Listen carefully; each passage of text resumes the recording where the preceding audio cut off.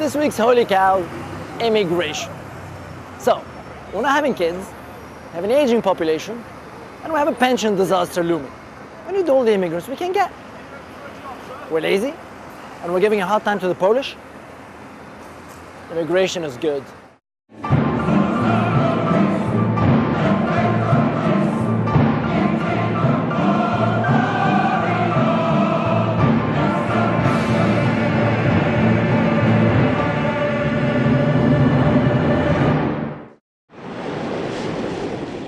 If they come in this country, fair enough.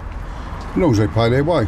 You know what I mean? It doesn't bother me whatsoever. I mean, all creed, I don't care who comes in this country. We're all God's children, aren't we? The problem has been, of course, illegal immigration, which obviously isn't controlled by this. This is about legal routes into the country. And also a very large number of people who came in as asylum seekers about 5 to 7 years ago, even though that's tended to dissipate over the last few years. They're still in the country, many of whom have been told they should leave, but there's never any prospect of people going home. Some of them have put down roots. In May 2004, the European Union expanded to let in 8 ex-communist countries. At the time, our government told us that no more than 5,000 to 13,000 citizens of these countries would be immigrating to the UK. That was 3 years ago. 3 years later, we know that 700,000 of them have come in. Yeah, that was probably about the worst statistical estimate any government has ever made in history. If people want to come from different countries and they add to our country by working, well, for professional jobs, then you know, there's nothing wrong with them, because at least they're putting back into the country. But the ones that are coming here just for our money and our easy way of life, then no, they should be sent back straight away. They shouldn't even be allowed to rest here. If that many came over, then it must be good for them. Any doctor would tell you that eating that many chips is not good for you. So is that much immigration good for us?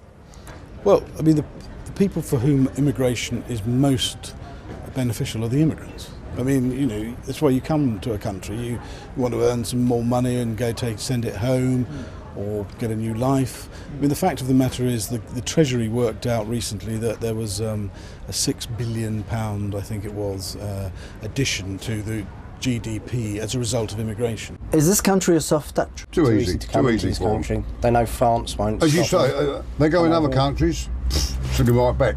This country, they come in here, oh, we look after you. Yeah. Go up there, sign this, sign that. Political correctness gone mad.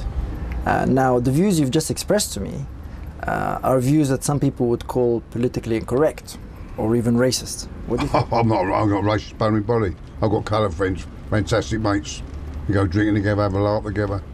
But it's a government. Government, all boils down to government. Are we ever going to call a spade a spade? The Labour Party was partly to blame for that, because whenever other political parties, particularly the Conservatives, tried to raise the issue, I mean, they were denounced as racists, and it all got caught up in some very nasty politics. But I think the rise and the success of fringe parties, right-wing fringe parties like the British National Party, has scared a lot of mainstream politicians into thinking if we don't talk about it, these are the people who are going to go around and pick up the votes in areas where, you know, the pressures are much more pronounced, and people are saying, if you've got to talk about the things that we are bothered by, and if you don't, we'll vote for somebody who is a bit nastier than you are. The Home Secretary, Jackie Smith, has described immigration as both a challenge and an opportunity. But is it really a problem without a solution? I mean, there's an even bigger context here, which is that we haven't even begun to see the real movement of people that we may get in the next 20, 30, 40 years as a result of climate change or movements of agricultural, you know, can you imagine in North Africa if there was a massive climatic disruption? Millions of people are going to be moving around trying to get into Europe. I mean, there is a massive challenge ahead. Are these immigrants taking jobs away from British people? No, quite honestly, I think they're doing their jobs what the English people don't want, basically, isn't it? Yeah. They're doing all the rubbish jobs as far as I can see. I mean, you go down a motorway cafe, who's in there? 90% are immigrants.